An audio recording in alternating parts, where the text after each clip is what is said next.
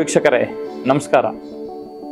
ವಿಶ್ವದ ಅತಿ ದೊಡ್ಡ ಪ್ರಜಾಪ್ರಭುತ್ವ ರಾಷ್ಟ್ರವಾದ ಭಾರತದಲ್ಲಿ 18ನೇ ಲೋಕಸಭಾ ಚುನಾವಣೆಗೆ ದಿನಾಂಕ ಸಮೀಪಿಸುತ್ತಿದೆ.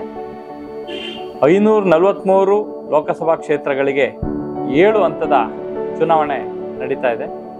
ಕರ್ನಾಟಕದಲ್ಲೂ ಏಪ್ರಿಲ್ 26 ಮತ್ತು ಮೇ 7ರಂದು 2 ಹಂತದ ಚುನಾವಣೆ ನಡೀತಾ ಇದೆ. ದಿನಾಂಕ ಜೂನ್ 4ರಂದು ಈ ಸಂಪೂರ್ಣ ಚುನಾವಣೆಯ ಫಲಿತಾಂಶ ಪ್ರಕಟವಾಗಲಿದೆ. ಸಶಕ್ತ ಸದೃಢ ಭಾರತದ ನಿರ್ಮಾಣಕ್ಕೆ ಒಳ್ಳೆಯ ಸರ್ಕಾರ ಅಗತ್ಯವಿದ್ದು ತಾವೆಲ್ಲರೂ ಕಡ್ಡಾಯವಾಗಿ ಮತದಾನ ಮಾಡಿ ತಮ್ಮ ಕ್ಷೇತ್ರದ ಭಾರತದ ಅಭಿವೃದ್ಧಿಗೆ ಕೈಜೋಡಿಸಿ ಯಾವುದೇ ಆಸೆ ಆಮಿಷಗಳಿಗೆ ಒಳಗಾಗದೆ ಉತ್ತಮ ಅಭ್ಯರ್ಥಿಯನ್ನು ಆಯ್ಕೆ ಮಾಡುವ ಹೊಣೆ ನಮ್ಮದಿದೆ.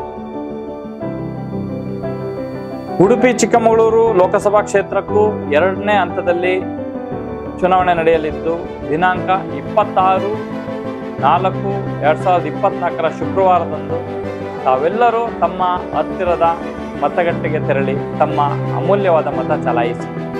ಚುನಾವಣೆಗಿಂತಲೂ ಮುಂಚೆ ಮತದಾರರ ಪಟ್ಟಿಯಲ್ಲಿ ತಮ್ಮ ಹೆಸರು ಇದೆ ಎಂಬುದನ್ನು ಖಾತರಿಪಡಿಸಿಕೊಳ್ಳಿ. ಮತದಾನ ಮಾಡಲು ಮತದಾರರ ಗುರುತಿನ ಚೀಟಿ ಇಲ್ಲದಿದ್ದಲ್ಲಿ ಚುನಾವಣಾ ಆಯೋಗವು ಕೆಲ ಅಗತ್ಯ ದಾಖಲಾತಿಗಳನ್ನು ತೋರಿಸಿ ಮತದಾನ ಮಾಡಲು ಅವಕಾಶ ಮಾಡಿಕೊಟ್ಟಿದೆ.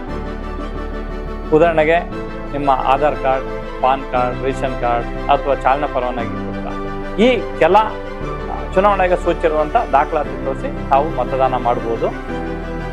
ತಾವೆಲ್ಲರೂ ತಪ್ಪದೆ ಮತದಾನ ಮಾಡಿ ಸದೃಢ ಭಾರತ ನಿರ್ಮಾಣಕ್ಕೆ ಕೈ ಜೋಡಿಸ್ಬೇಕೆಂದು ಮನವಿ ಮಾಡ್ಕೊಳ್ತಾ ಇದ್ದೀವಿ. Thank you.